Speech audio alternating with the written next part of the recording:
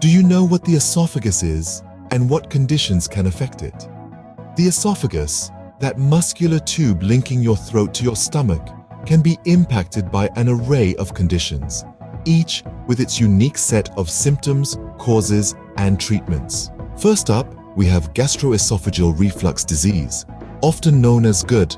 This chronic condition sees stomach acid making an unwelcome return to the esophagus, irritating and inflaming the lining.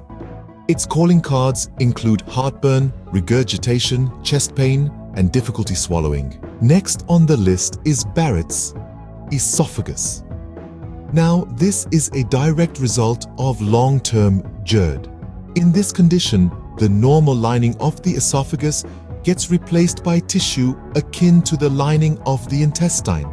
This, unfortunately, increases the risk of developing esophageal cancer. Speaking of inflammation, we have esophagitis.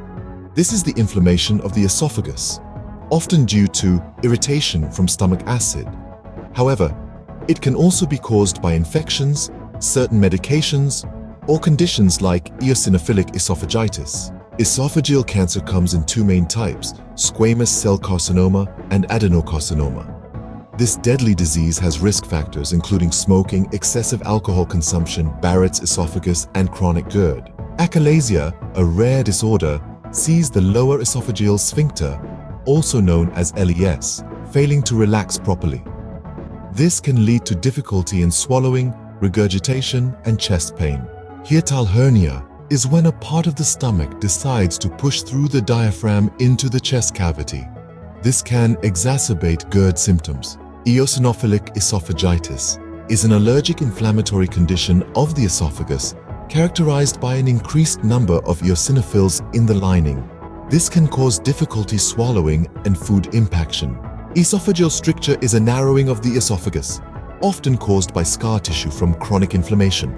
Strictures can lead to difficulty swallowing.